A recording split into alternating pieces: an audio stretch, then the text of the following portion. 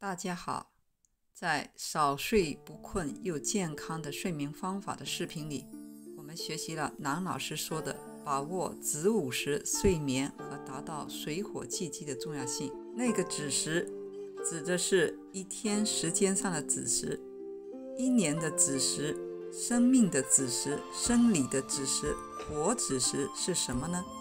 今天我们一起来学习南怀瑾老师如何把握生命活子时的论述。子时是第一个时辰，一天12个时辰，就是中国古代宇宙运行的一个规则。所以古文上常用到一句成语“2六时中”，2个6就代表一昼夜，一个时辰等于现在的2个钟头。我们现在是下午5点至6点是酉时，夜里11点0分开始到凌晨1点叫做子时。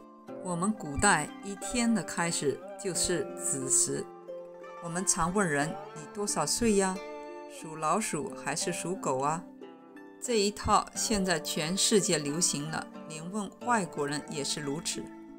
我属狗啊，我属马啊，无形中全世界都在推广。为什么12个时辰用动物来代表呢？又是一套科学的学问了，不是开玩笑的。所以子时是羊，在12生肖是属老鼠的。宋朝有个易学大家叫做邵康节，你们现在喜欢算命的就知道他那是很高明的，也是道家，也学活。邵康节有一首诗讲子时，子时是阴阳分界的地方。他说子时一阳出动处，万物未生时。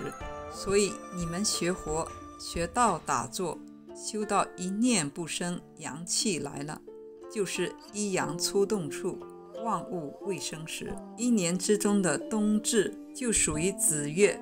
他的诗说冬至子之傍，天心无改移，一阳出动处，万物未生时。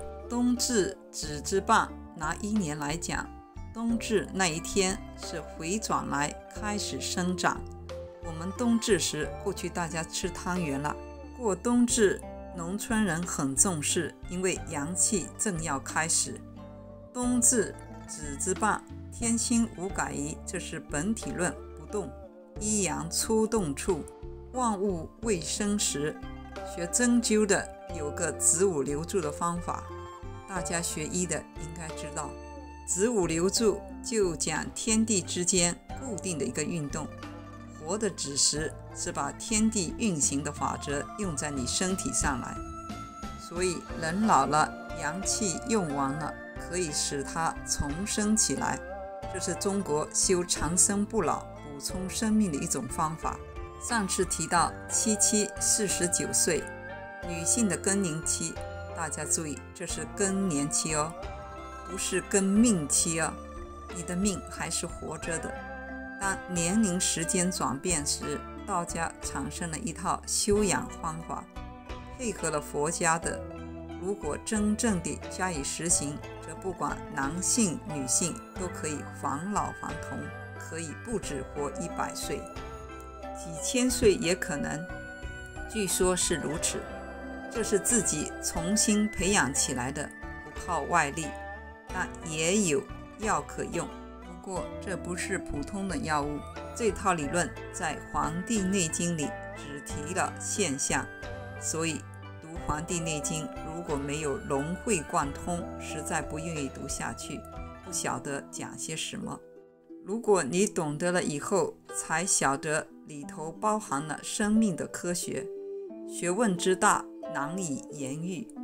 更年期以后，如果都做到用活子时修养身心，是可以返老还童的。摘自小言黄帝内经与生命科学。念头真空掉，一阳来复卦，气就来了。念就是气，气就是念。我们常教训人一句话，你这个小孩不要意气用事啊，这就是道家功夫了，对不对？意就是气，气就是意，所以道家讲无火之气，那个不是呼吸了。在活学里头，那不叫做气，叫做息。拿中国字看看，什么叫做息？你们看看，自心谓之息，中国字都告诉你了，自心谓之息，自己这个心就是。结果拼命坐在那里搞气，还记数字。我今天已经数了3000下了，你数3万下，心念也没有息啊！你真做到心念息下去，神就凝结了，气就聚了。神凝气聚，就一阳来复，复卦来了，你还怕什么病？可是你要注意哦，任何人的身体，不管男女老幼，复卦一来，阳气刚刚发生，麻烦得很。病人的病表面上看起来会加重，懂了这个道理的人一点都不怕，这个加重是好事。我常常告诉人，一个人跌倒了，尤其吩咐你们年轻女同学做妈妈的，孩子跌倒在地上，没有哭之前不要抱起来，你一抱算不定这个孩子闭气死了。所以看到孩子们跌倒，老太太们就叫旁人不要动，不要动，等一下，等一下，等到孩子哇一哭，好，可以抱了，他气通过了，一阳来复。刚跌下去时，精神受了恐吓，身体的气脉各部分不顺了，你一去抱，气岔断就危险了。成年人也一样，看到别人跌倒在地，不能马上去拉他，先过去看他鼻子，呼吸慢慢调整好了才能起来。尤其照顾老年人要特别注意。怎么样？痛吧？很痛。他能够开口，就是他气通了，你大胆可以扶他起来了。真的跌伤了是不晓得痛的，等到药下去，慢慢晓得痛了，有救了，这个伤快要好了。这个就是一阳来复的道理，阳气的来复，这个卦属于子月。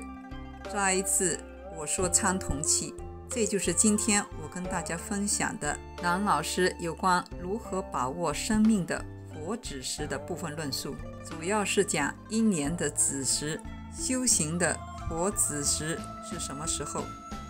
关于人体生理上的一阳来复，活子时是什么样的，我们下次再来学习。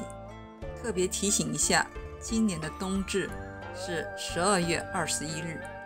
如果您喜欢我的视频，愿意跟我一起学习南老师的智慧、养生功法以及中医外治手法，呵护自己和家人的健康，请点赞、转发、订阅我的频道，并且打开小铃铛，就不会错过我的新视频。感谢您的观看，我们下次再见。